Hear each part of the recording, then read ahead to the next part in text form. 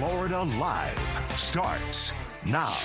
Well, good afternoon to you. Welcome into Florida Live. I'm Garrett Wymer, and thanks for joining us on this Monday afternoon, live on Fox Local, YouTube, and on Fox 35 TV. A couple things I want to let you know about that you can expect later on in this hour as we take you through a lot of news around Central Florida. Coming up around 2:30, we expect an update from the fire chief in Eustis talking about this partial bridge collapse at the neighborhood there in the aftermath of heavy rains and a lot of flooding. They had to evacuate close to 24 homes because of this bridge collapse and the issues that it was causing from that. They are still concerned about it, but there is work being done on it. We do expect an update in about half an hour, and we'll have more on that, trying to bring that to you live when that does begin. We are also going to be joined live in about 20 minutes or so by Congressman Darren Soto as the government shutdown continues. It is day 34. We are also tracking updates where the Trump administration says it will pay out half of the SNAP benefits for the month of November. So that's developing this afternoon as well. But we begin with a story where a handwritten note from prison detailing potential plans for a lawsuit, and this in connection with a case that is getting a lot of renewed attention thanks to a Netflix documentary. I'm bringing in Fox 35's Stephanie Buffamonte, who joins me live now via Zoom. And Stephanie, we're talking about Susan Lorincz, this case out of Marion County that I know many people in our area are familiar with. But let us know about this handwritten note that was filed and what that tells us, what Susan Lorincz is looking for here. Hello, Garrett. So here's the note. I printed it out, but this is the note that was sent.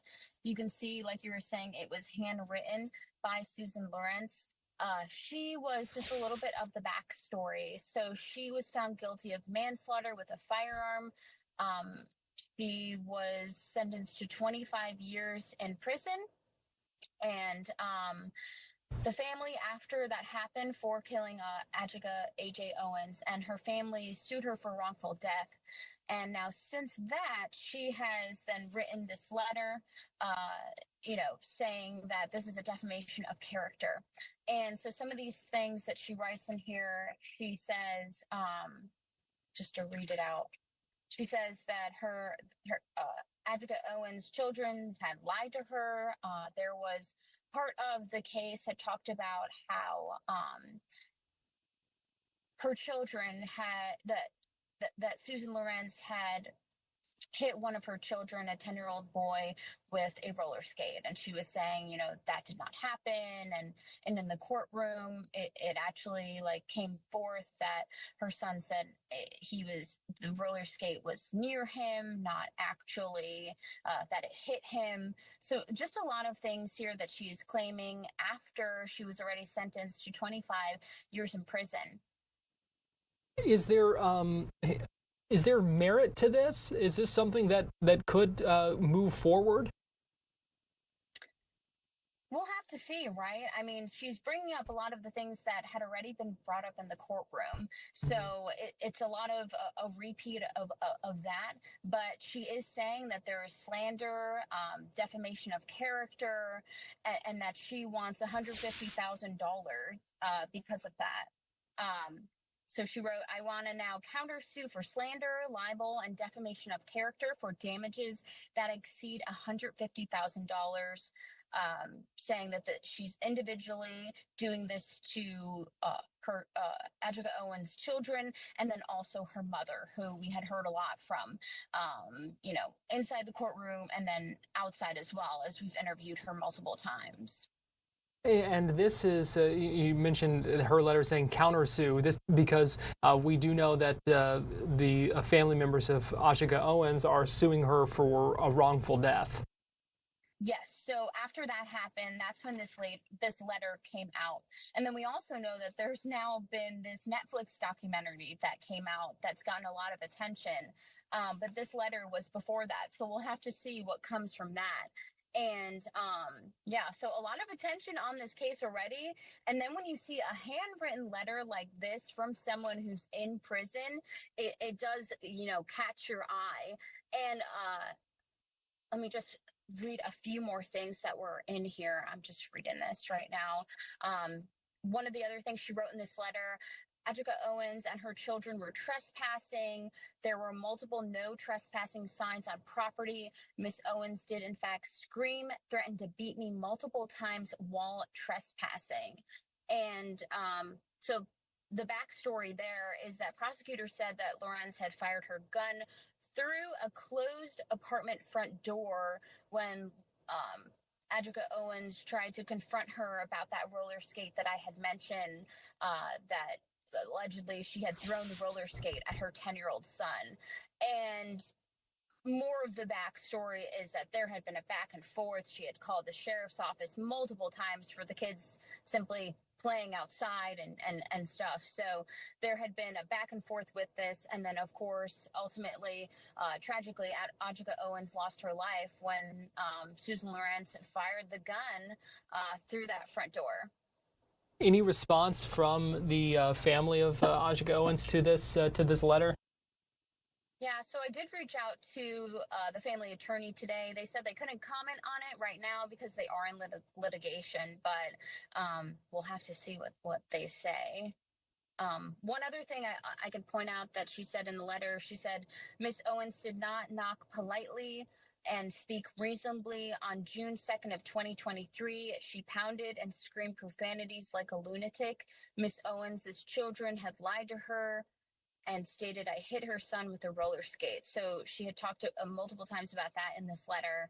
And then, like I was saying before, she said during his encounter with prosecutors, her son recanted the roller skate, that the roller skate had hit him and only had come near him.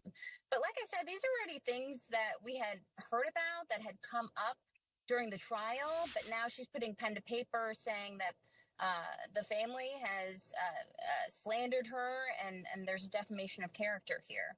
It's a case we have watched closely since it happened. We covered the trial extensively, but like you said, getting a lot of renewed attention with that Netflix documentary, The Perfect Neighbor, and obviously we will continue to follow these developments with the lawsuit and the potential countersuit as well. So Fox 35 Stephanie Buffamonte, we appreciate you joining us this afternoon here on Florida Live. Thank you. It is an interesting case to keep an eye on there. We are going to take a break here on Florida Live, but we still have a lot to get to, so we hope you keep it right here on Fox Local, YouTube, and on Fox 35, and we'll be right back in just a couple of minutes. So keep it here on Florida Live, and we'll be right back.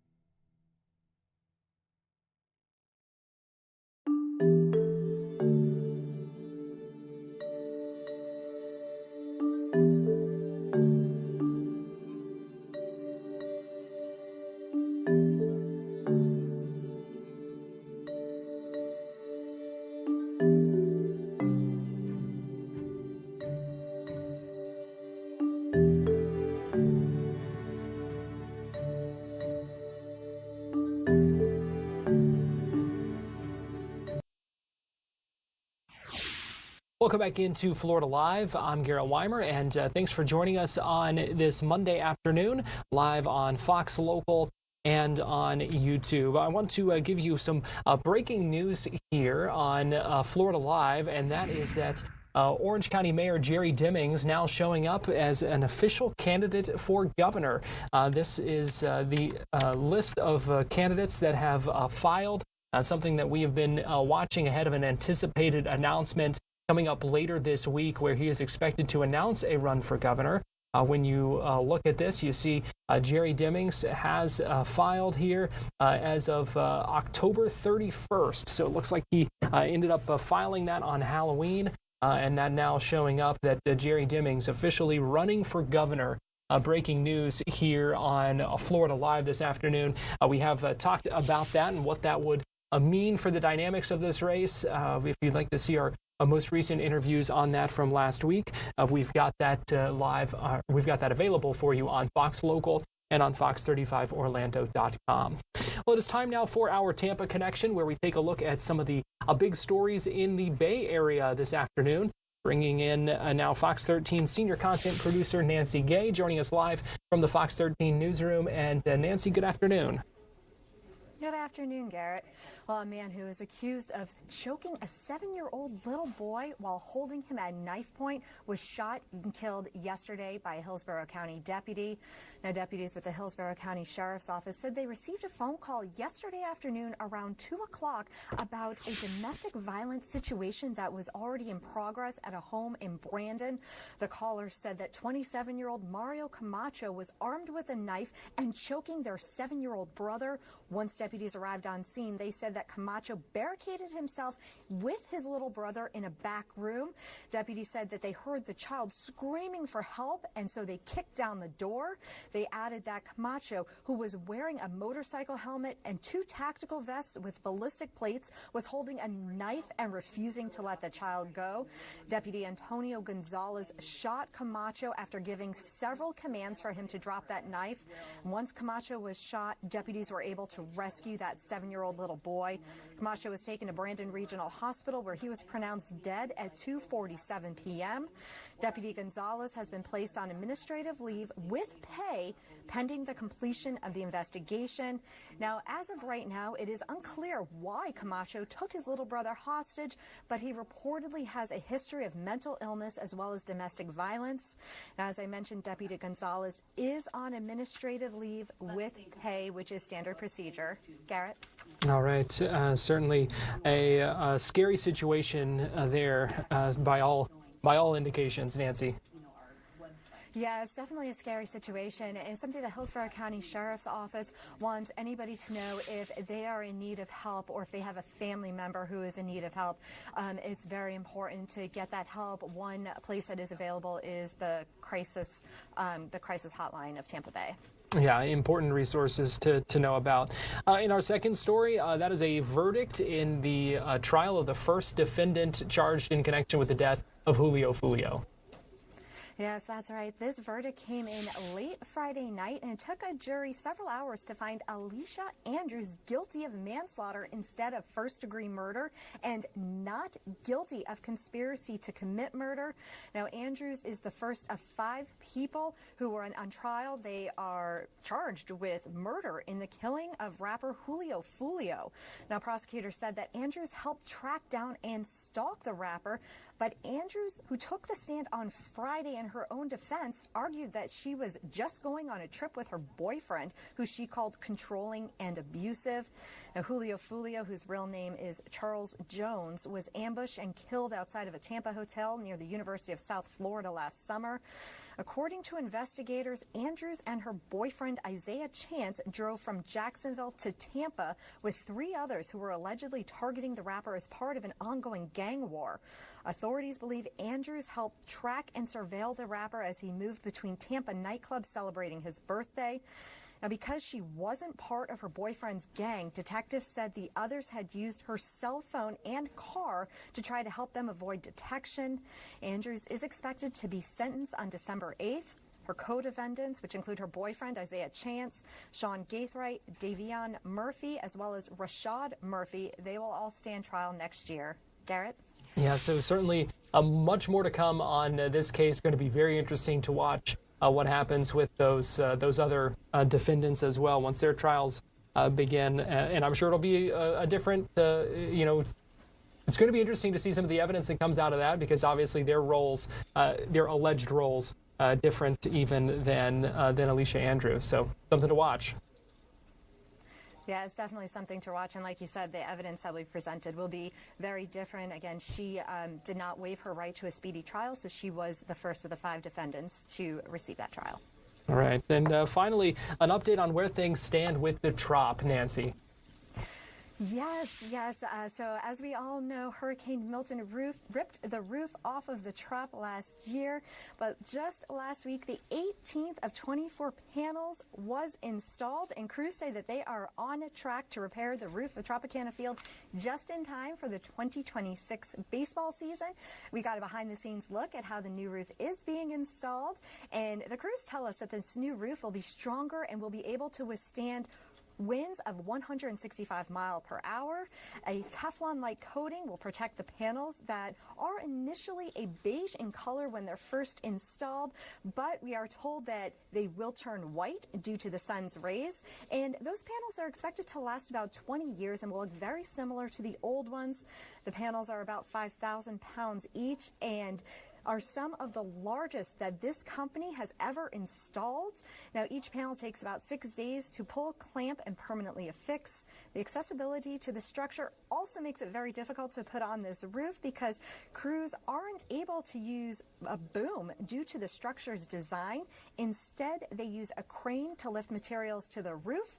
And keep in mind, from the cupola down to the floor, it's about 210 feet. Now, we're told that the roof should be done by the end of the year, and then crews can start work on all the other repairs.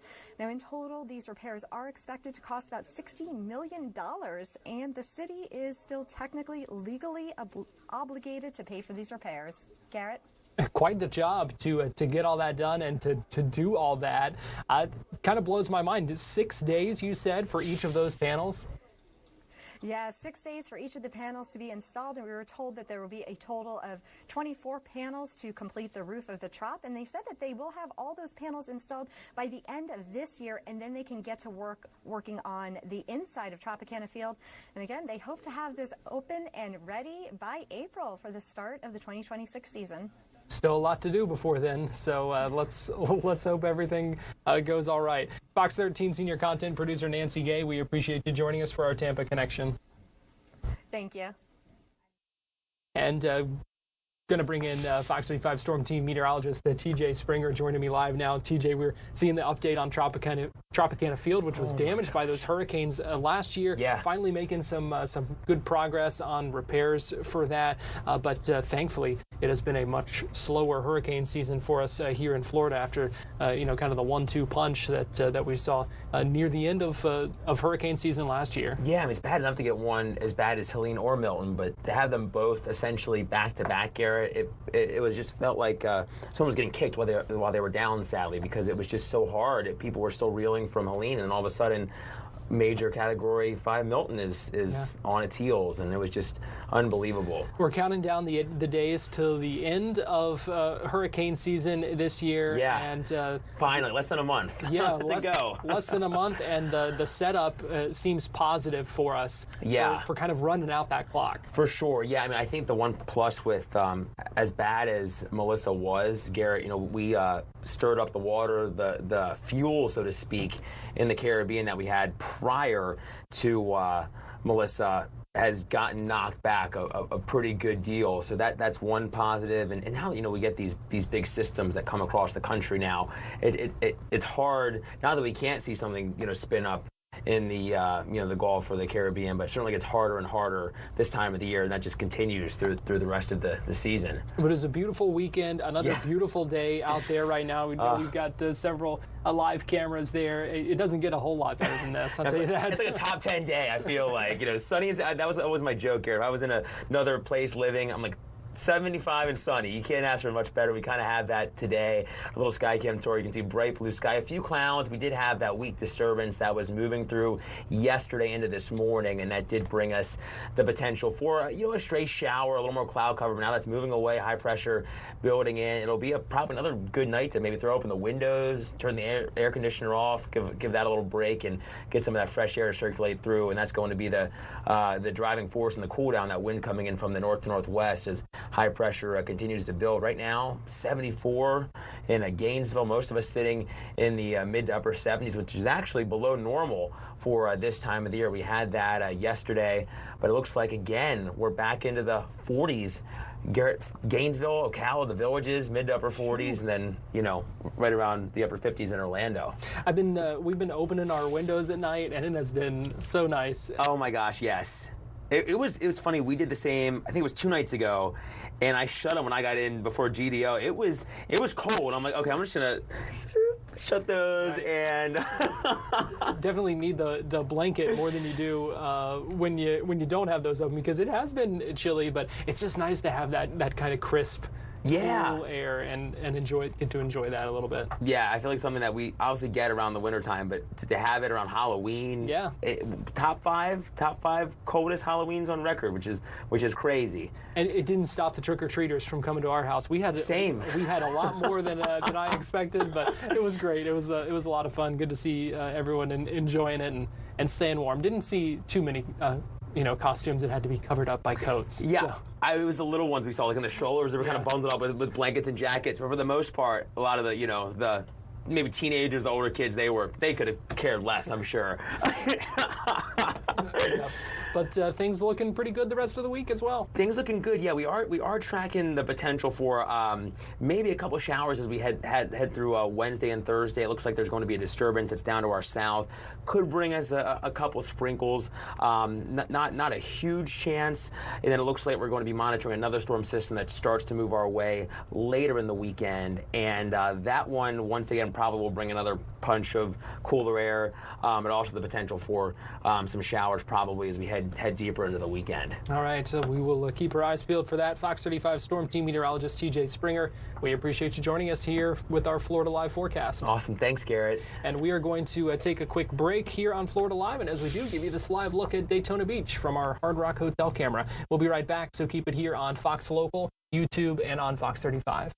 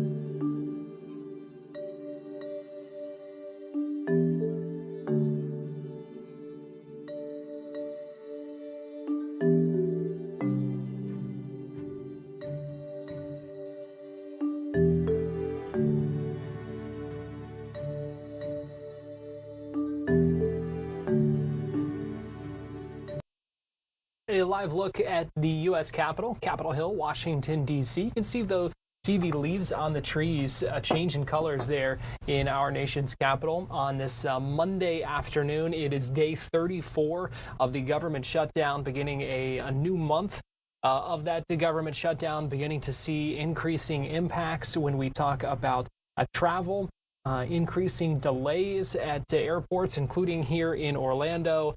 Also, we are continuing to track the fallout from the SNAP benefits and the issues with that running out of funding. Again, the news that I mentioned earlier today that the Trump administration says it will pay out half of those benefits in November. That's what they said to a federal judge, a couple of federal judges who had ruled against the Trump administration, saying that they did owe those benefits for the month of November. Welcome back into Florida Live. That is a big story that we've been tracking today throughout the day on Fox 35 News Plus, as we live streamed on Fox Local, hearing from a number of Democrats from our area who have been holding news conferences and talking about the SNAP benefits and also about increasing health care costs. That's one of the things that the Democrats point to as a major reason that they are not agreeing to these funding bills in the legislature, because they want to see the subsidies for the Affordable Care Act extended, because they say they're concerned about those expiring. So we heard from a number of lawmakers in our area, Maxwell Frost, Kathy Castor in the Tampa area earlier today. We do expect to be joined here shortly by Congressman Darren Soto.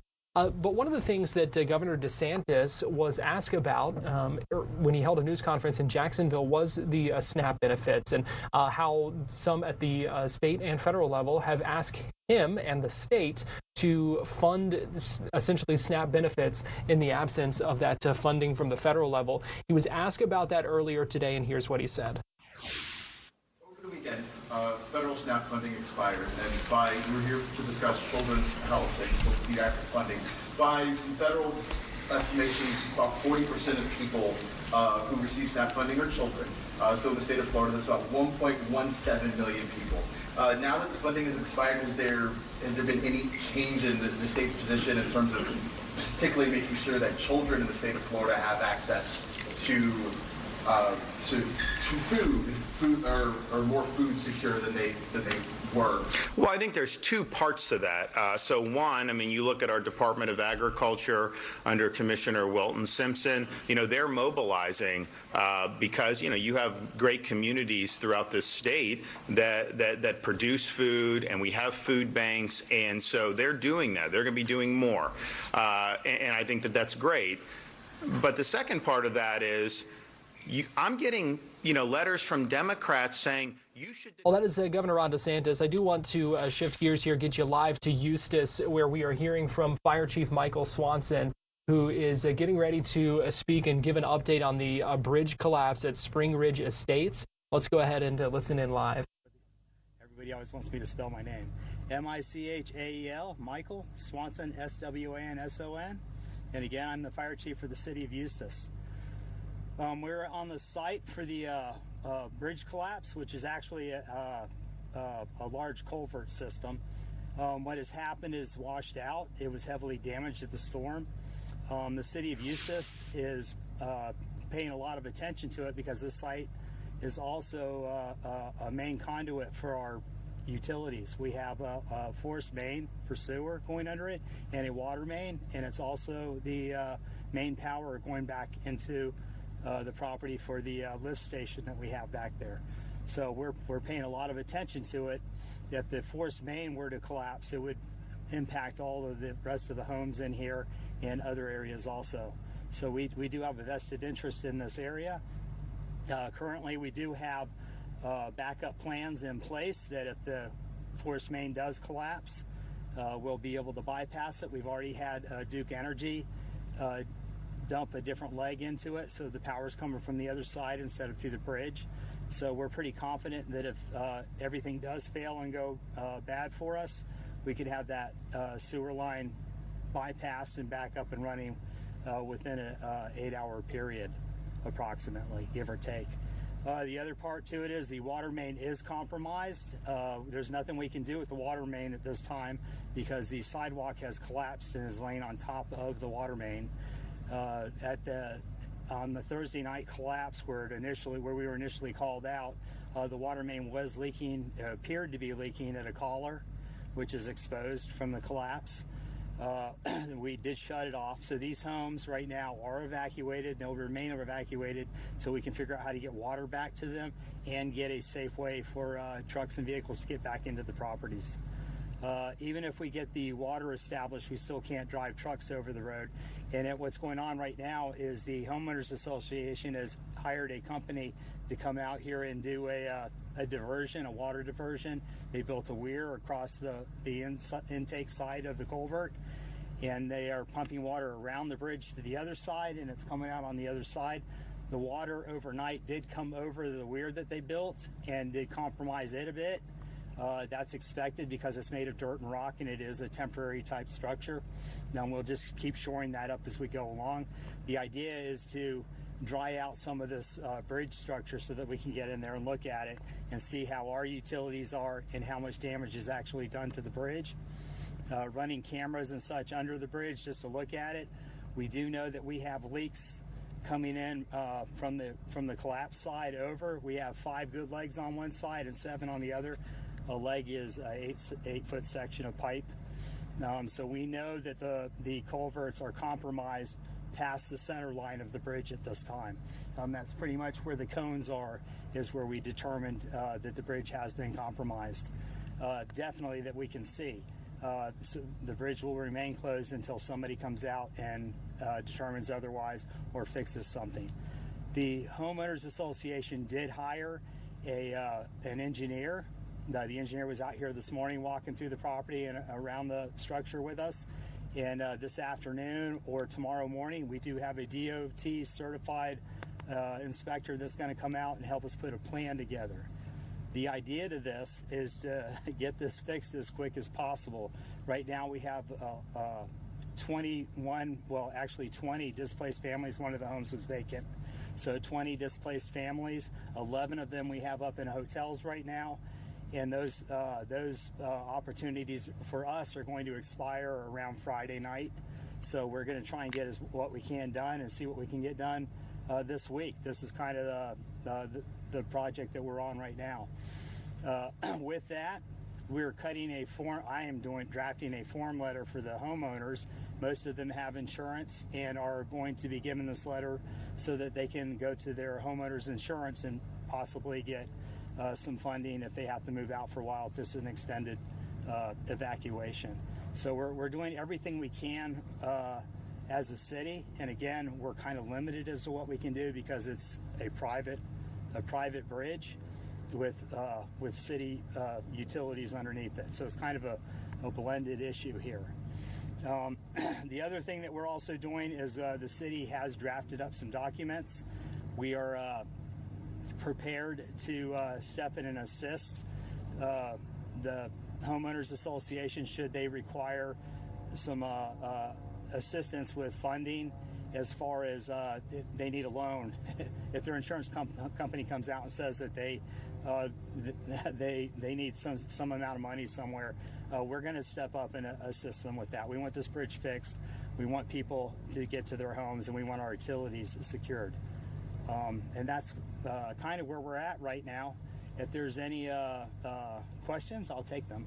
Chief, since the families were evacuated, have the situations gotten worse out here, or has there been any signs of improvement? Right now, I would say since probably Friday night, Saturday morning, we did a pretty good job of slowing the water down. Well, we didn't do it. The Homeowners Association did, bringing in the weir. But we haven't seen any significant collapses, but there are still pieces falling off of the bridge. Friday night, we had a pretty big chunk of rock fall down and hit the water main again. And there's nothing that we can do about that because you can't get close enough to it with a piece of equipment to pick it up. And it's not safe enough to send people up under there because it's all wet and sloppy and muddy. One of the problems they tried to put a little machine in there to work on the weir a bit, and it sunk in the mud. So the ground is very soft. all the way around the structure. Chief, is there any timeline not for the repairs of the bridge or anything, but to know for a fact that it's not going to collapse further? Is that something that we know, or? Well, right now we have great weather, so any kind of weather change in the weather, rain, everything's exposed. So if we had even a moderate rain, it's going to wash out a lot of the dirt. It's going to wash out. It's exposed. There's nothing we can really do about that. So the answer is, I don't know. To be honest with you, I don't know. That's the DOT bridge person will probably give us a better timeline to that. I can tell you right now, as long as the weather holds, it's probably not going to collapse anymore. But also drying, the dirt that's drying right now is turning into sand, and it's falling away. Just in the process of drying, it's even starting to resettle and change a bit. So this is just something we have to kind of watch and wait until they come up with a plan on what they're going to do for it. I would say, I would hope that by Wednesday we have a pretty good plan in place. That would be my hope, and I would hope that when they get a plan in place, they can work on it pretty quick. Regarding the pump station, and why this is so important for the city of Eustis, how many other people would be impacted? I know you said beyond this community as well. Yeah, well, and I'm not really sure how far out it goes, but I know we've identified about 106 homes. So it would at least be 106. So the proper answer would be 106 homes. I don't know how far out it goes. I know some of the communities to the side over here are on septic and well and that kind of thing. Yeah, likewise on the other side. But some of the newer structures that have been brought in have probably been put on this lift station. How precarious is this situation? It could have been a lot worse. If we wouldn't have come in here and stopped it, I believe people would have continued to drive over it, and it would have probably been pretty bad, especially when you have all the trucks and stuff going over it. Amazon and all those trucks that continually come in, those are very heavy vehicles, and that was not helping this, having those vehicles go over it. We were watching the ground vibrate a bit when the dozers were going by, the little skid steers that are running around it. So it's very sensitive right now. Do I think cars are pretty heavy, especially the electric ones, and we're not really sure how far underneath the culverts the erosion has taken place. We know it's to the fifth leg on the one side, which is pretty bad. That's way past the center line. Now, how much can that support? That's the problem. We don't know. As far as the utility lines go, how precarious is the situation? Right now, we're feeling pretty good about the force main, the septic line. That's on the good side of the road, and it's actually over the good part of the legs of the culvert. So that's pretty secure right now. So I'm trying to understand that part. Is the concern that the collapse would then fall in, or like what is the concern with the lift and the connection there? Well, because if the force main breaks, it dumps raw sewage out. It's a sewer line, and if that happens, the lift station that's down there will be pumping and receiving, and that's not going to work. And we'd have raw sewage, and then these homes right here would not be able to. Everything they do is going to go into the holding pond here. We don't want that. So that's the precarious part to it, and that's also you really can't live in a house without water and sewer. It gets pretty horrible just not having water, more or less sewer. So if you don't have water, you can probably use a bucket to flush things around, but where's it going to go? It's going to go into this reservoir here. The Eustis Fire Chief answering some questions, giving an update on where things stand with the bridge that collapsed and partially collapsed and in a precarious position, as you heard, hoping they don't have to evacuate more homes. Sounds like there is some progress here, so that is good, but still watching this very closely with and their ongoing concerns because of just the impact that would have. We're going to take a quick break here on Florida Live. But when we come back, we'll be joined by Congressman Darren Soto. So keep it here on Fox Local, YouTube, and Fox 35.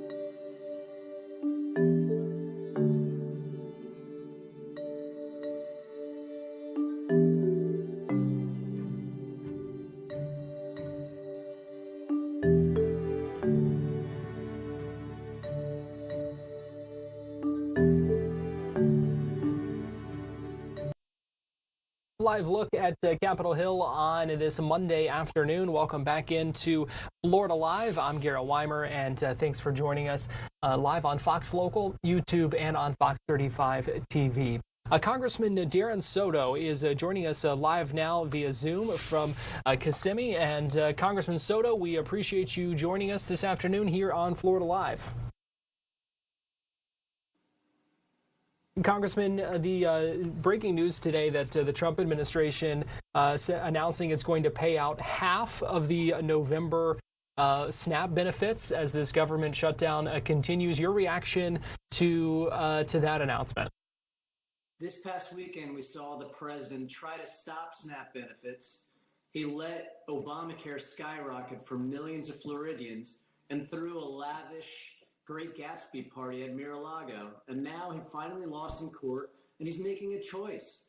He's only using the money the court demanded him to use for SNAP benefits, so he's making a choice to only pay half the benefits that families in need are going to need to help feed themselves. There is more discretionary funding than the nearly $5 billion in the contingency fund. He could clearly do the full $8 billion, but is choosing not to, and this is just not the way. Last night, in an interview on CBS News' 60 Minutes, President Trump saying that he, quote, won't be extorted by Democrats when it comes to some of these things that Democrats want to see, including the health care subsidies and some of those other things. What do you what's your response to President Trump's stance on this as this shutdown drags on? The president has caused this by breaking his word.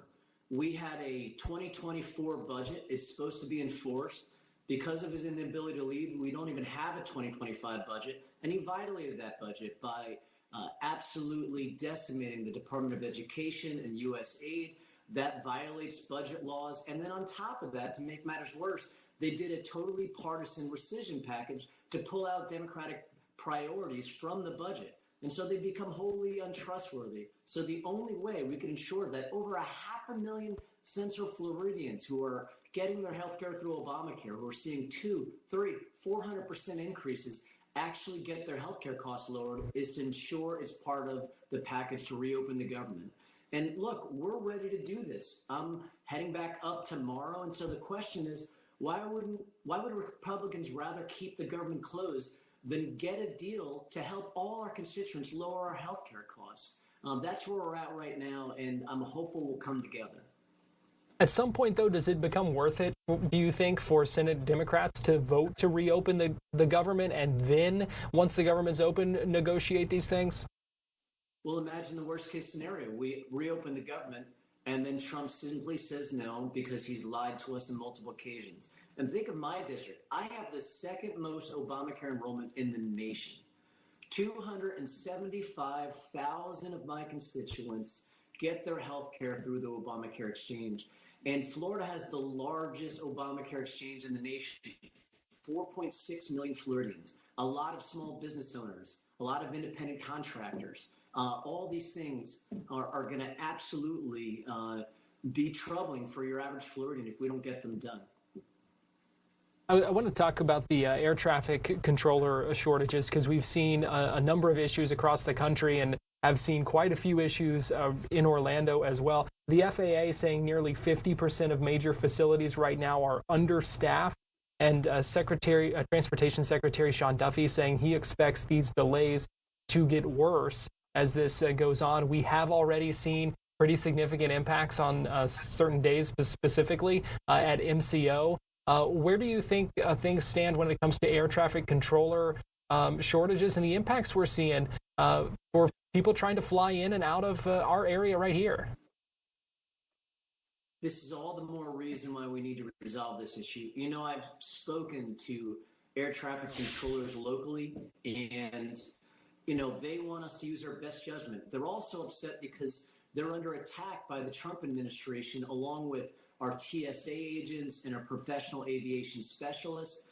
So they're looking to make sure that the president's held accountable and actually follows the law when it comes to the budget. He's tried to do mass layoffs and it's hurting the ranks of the air traffic controllers as well as other specialists too. So they've asked me, use your best judgment, try to work out this healthcare issue and get us back running. And so that's exactly what I plan to do. What is your message to folks who are watching this? It is day 34 of this government shutdown, and it seems like the stances of Democrats like yourself and of Republicans haven't really changed from when this thing first started over a month ago. Is there a chance that this shutdown ends soon? Well, I'll be heading up to Washington tomorrow, and we're ready to negotiate in good faith, even if it means tweaking the Obamacare program to make sure that we could get a bipartisan deal. But look, this falls on the President of the United States. Trump is supposed to be leading the nation and getting us to resolve our differences, and he's adding more fuel to the fire instead. So hopefully we'll see some movement in the Senate this week among House Democrats and Senate Democrats working with Senate Republicans. But this will be the 6th week straight that House Republicans are still back home in their districts, which is absolutely a dereliction of their duties. Congressman Darren Soto, Democrat from Florida's 9th District, we appreciate you joining us here on Florida Live. We always appreciate you joining us, but we appreciate your time today. Thanks for having me. We're going to take a quick break here on Florida Live, and we will be right back after this. So keep it here on Fox Local, YouTube, and on Fox 35, and we will be right back.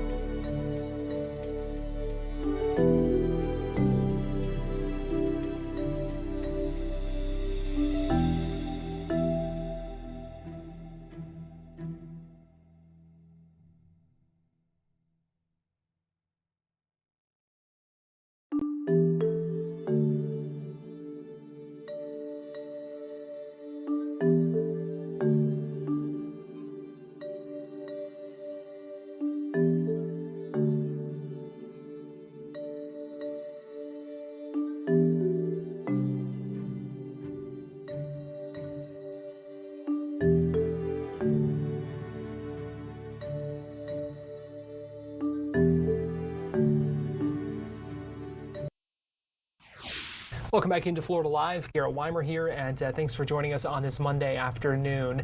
It was a fun week of football. Well, I guess it depends on who your teams are. But earlier today on Fox 35 News Plus, I had the chance to sit down with Tim Walters, the sports editor of Florida Times-Union and Florida Today, for our segment that we call Monday Morning Quarterback, where we take a look at the standouts from the Florida football weekend that was, plus a performance that might have everyone scratching their heads. Tim, a fun weekend of football, as it always is. Have some good things to talk about this week. Let's start with your high school standout. Yeah, I got to tell you, it seems like the numbers this year, Garrett, are just absolutely eye-popping. But this one, it's a record. So a school down near Naples, Canterbury, had a running back named Banner Brockington. So what a great name already. Canterbury's Banner Brockington. Sounds like something out of an old English poem. But anyhow, he was in a game where his team won 86-56, and he rushed for a state record. Ready for this? 556 yards and 9 touchdowns. Just absolutely insane. Now, Garrett, we have a high school, I would call him a records expert right there in Orlando at the Orlando Sentinel. His name is Buddy Collings. He's been there forever. Everybody in high school sports knows Buddy around the state. He keeps pretty impeccable records going back decades and decades. And according to Buddy, this is only the 5th time that someone in the state of Florida has rushed for more than 500 yards.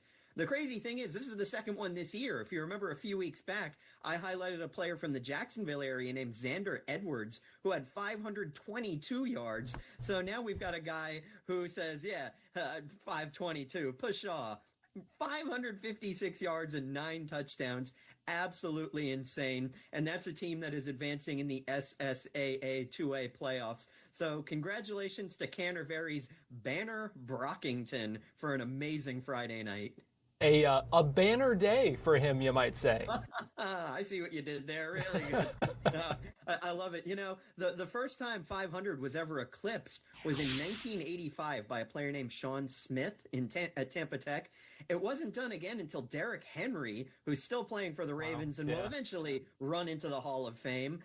He had 502 yards in a game, and now it's been done 3 times in the last 3 years, 2 of them coming this year, which is just incredible. So, you know, you talk about talent disparities or what teams they were playing, but look, 550 yards is 550 yards. That's a lot of running. That's a lot of avoiding tackles, and that's a lot of exhaustion for a player. So just a heck of a night. Yeah, impressive no matter how you look at it, and with some impressive company there with some of those previous efforts as well. Let's talk about your college standout. Who you got? Yeah, really, there was only one place to go because only one team in Florida won. We're going to go to Florida State. They've been on this 4-game skid. Obviously, their head coach has been on the hot seat, Mike Norvell. And so to see Florida State pull out this win, you got to feel pretty good for Norvell. Look, I'm a Gator at heart, but Norvell is a good and decent human being. He's a good coach. You hate to see this type of thing happen to him. And, you know, they started off the season so hot, and then they lose 4 in a row, and they just needed to get off that schneid, and they did. And it's thanks to Tommy Castellanos, their quarterback. Now, Castellanos, if you remember a couple of weeks ago before their bye week, he went out of a game with what was referred to as a head injury. They didn't call it concussion protocol at the time, I believe, but they said a head injury. So to me, that's usually a concussion or, you know, having your your bell rung. But, you know, luckily it wasn't anything serious. They had the extra week to get him healthy. He comes out and he throws for 271 yards and a touchdown. He also rushes for a touchdown, and Florida State absolutely throttled Wake Forest 42-7. So it was really good for them to get off that 4-game losing streak. They're back to 500. They're 4-4, and maybe at least for a few days, Mike Norvell can take a little bit of a breath and breathe a little easier. Yeah, buys him some time, at least. That's for sure. Yeah, definitely. You know, it's also such a huge buyout. So I don't think he's going to, at least this year, lose his job. I mean, between him and his coaches, including Gus Malzahn, the offensive coordinator, I believe their total buyout packages are close to $100 million. So it's not like a situation with Billy Napier where you're buying out $22 million, which still seems ridiculous. But right. $100 million, yeah, I think they're going to have to hold on to Norvell for a little bit. Those buyouts. If you'd like to see more of that conversation, you can find it on Fox Local and fox35orlando.com. Let me give you a live look, take you to California and give you a live look at the streets of Los Angeles, where the Dodgers celebrating their World Series championship. That blue and white confetti falling to the ground. You see back-to-back World Series champions, 2024 and 2025. It was a great World Series, one for the ages, certainly, that you were able to watch right here on Fox 35. But the Dodgers fans celebrating it right in the streets of Los Angeles this afternoon. We are out of time, or just about out of time, here on Florida Live. But again, there's Shohei Ohtani, who is certainly one of the centerpieces of that Los Angeles Dodgers team that beat the Toronto Blue Jays in 7 games in that great World Series. So certainly something to celebrate, and congratulations to the Dodgers. A couple of things here. We've got 1 more minute with you left on Florida Live. The Senate floor opens at 3 o'clock. There will be votes coming up in a little bit as well. Could be another vote on the Clean CR, the GOP funding bill that the House passed before it went out of session 45 days ago. So we will see what happens with that. We're monitoring that. Also, we expect tomorrow, we are hoping to have Republican Congressman Mike Herodopoulos on our show to talk about where things stand with the government shutdown, if it's not ended, and a number of other topics as well. So we appreciate you joining us today here on Florida Live, and hope you join us again tomorrow at 2 o'clock. You can also join us earlier in the day. We start live streaming at 11 a.m., go all the way to 3 o'clock. So thanks for joining us here this afternoon, and we hope you have a great rest of your day. As a wrap up, let me give you this live look at the U.S. Capitol, where the Senate's getting ready to open up.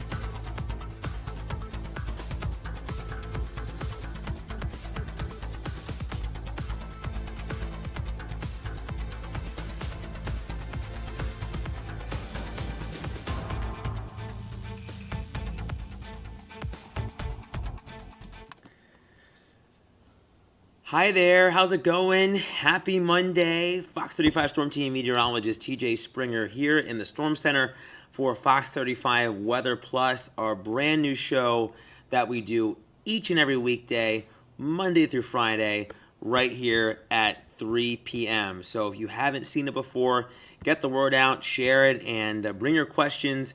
We're always trying to break down not just our weather here in Central Florida, but trying to have some fun as well, which we all love to have, right? We're always here to have a little bit of fun.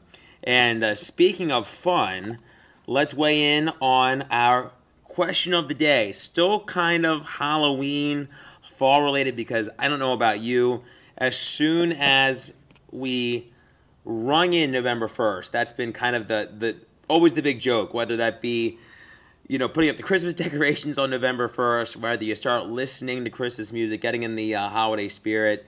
That's kind of the headline. And our question of the day is still related to Halloween. Have you put your